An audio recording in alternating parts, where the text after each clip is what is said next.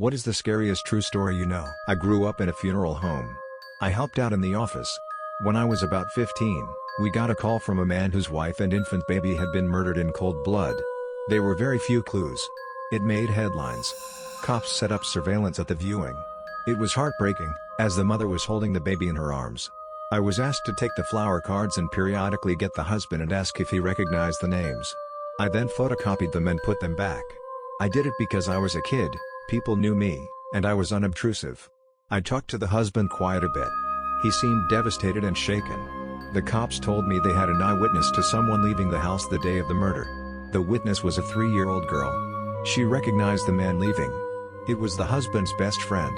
Turns out that the friend and the husband had made a pact to kill each other's families and run off with their secretaries. The little girl identified the friend, and I guess one of them cracked.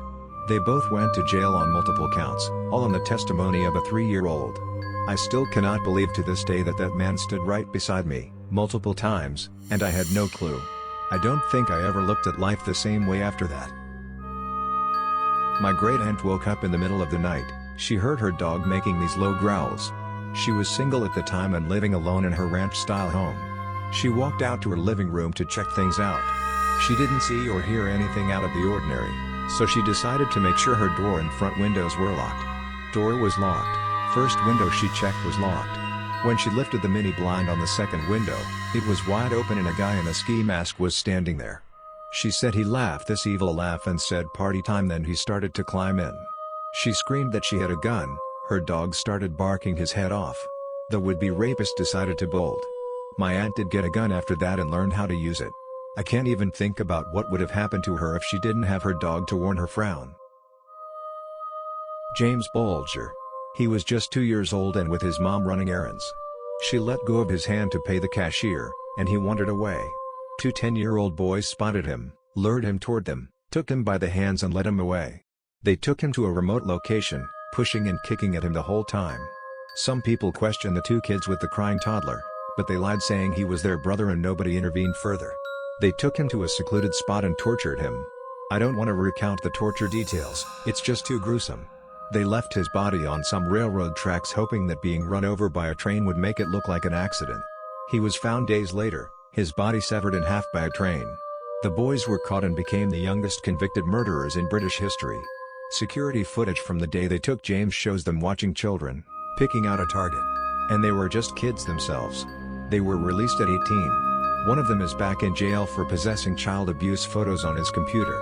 The most terrifying thing about this for me is that my own son is only 2 now, and James's murderers were just children, too. It was premeditated and intentional and entirely random. Just a momentary lapse in attention and he became a target of 2 murderous children. Children. To think that children younger than my stepson are capable of such a thing. Ugh. Everything about this case is just horrifying. The scariest true story I know is my own. I grew up with a very mentally ill and abusive father.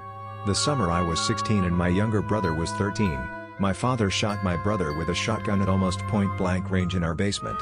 Thankfully, it missed his heart by 2 inches and he is still alive today. I came home that evening to find my stepmother cleaning the blood off the tile floor like there was nothing to see. It was the most terrifying and surreal thing I've ever experienced. One would believe attempted murder would be enough to terminate custody rights, but alas, the police chalked it up to accidental and my brother and I were too frightened of our father to say otherwise. At 18 and 15, respectively, my brother and I packed up and left the state never to speak to our father again. To this day, little bits of shrapnel still surface in my brother's chest. Edit. Thank you to everyone who took time to read, comment and upvote. This is not something I regularly share with people. I appreciate all the kindness. During college, I lived in an apartment with a community pool. There were a bunch of us having beers at the pool one night over summer term, and one of my friends ran to jump in the pool but changed his mind at the last second. His feet slipped out from under him on the wet concrete and he went down. He broke his neck in the edge of the pool, never walked again and had extremely limited upper body function. I watched someone's life be ruined and it was terrifying. Listen to the lifeguard and walk. I had a guy tell me a story a couple decades ago about how he was hiking in an area in South America and wandered away from other hikers in the area. The ground was wet and without warning it gave away and he got sucked into a fast-moving underground river pitch black, completely submerged, and at the mercy of the current as it buffeted him against the sides of the tunnel. After some time the current subsided and he realized he was in a larger pocket, still pitch black and submerged. He said that even as he struggled to hold his breath, he didn't panic and realized that the water had to keep moving somewhere, so he moved around until he found another tunnel that sucked him in. At one point he began to see lights, so he punched upwards, broke through the ground and pulled himself out, soaking wet, gasping for air, and a bit of a distance from the other dry hikers, who were somewhat bewildered when they saw him straggling up to them. Personal story. When I was 10, I regularly attended a choir club for kids. One day, I was picked up by my dad to drive me home. I was confused about it, as it was always my mom who did, but did not think much on it until halfway through the drive. My dad began to mumble about how sorry he was, and how I would never see him again. More than a bit frightened and confused at that point, I kept asking what he meant, but he wouldn't say. Until we were home, but he did not leave the car, and instead urged me to get out. Finally, he told me I would not see him again because he will be dead very soon for what he did, and that the police would answer me. After he practically kicked me out of the car I rushed home, but no one was there. But I found the door open, and a puddle of blood on the floor. The police was nearby and explained what had happened. My dad was obsessively jealous and had found a pack of old condoms in the cupboard, so he drew the conclusion that my mum must have cheated on him. Never mind the fact that we only recently moved into this apartment, and they could have been left by previous tenants, or the fact that he controlled my mum's very step and never let her go anywhere alone. The police took me to the hospital, where my mum, luckily alive, was being treated. My dad had smashed her skull in with a full wine bottle. The only reason she survived was because my little brother, 7 at the time, intervened. If it weren't for him, my dad would have killed my mum in a fit of jealousy. When he said that I would not see him again, he meant that he had planned on killing himself shortly after dropping me off. He did not succeed, and police managed to get him into a mental ward. This, to this date, is the scariest thing that had ever happened to me, but I keep thinking of my brother all the time.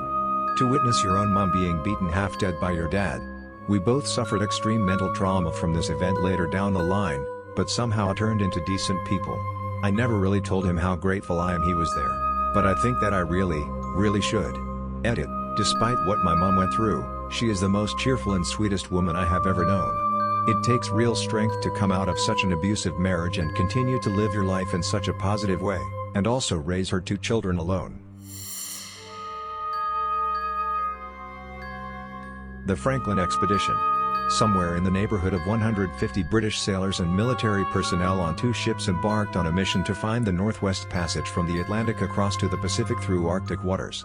The ships, named HMS Erebus and HMS Terror, 2 former warships reclassified as icebreakers thanks to their sturdier builds, departed British waters in the 1845 and were never seen again.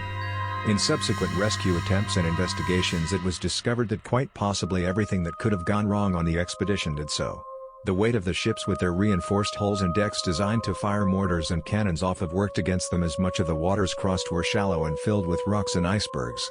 The time chosen to launch the expedition occurred at one of the coldest Arctic periods in recent history, meaning the polar ice and, particularly the pack ice, didn't melt like usual as the ships became locked in the frozen water and essentially experienced an endless winter for over 4 years.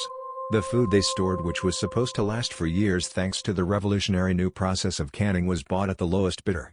Much of the food was improperly sealed and spoiled, leading to food poisoning, and even the ones that were properly sealed and kept intact were riddled with lead thanks to the soldering used to keep the food inside fresh.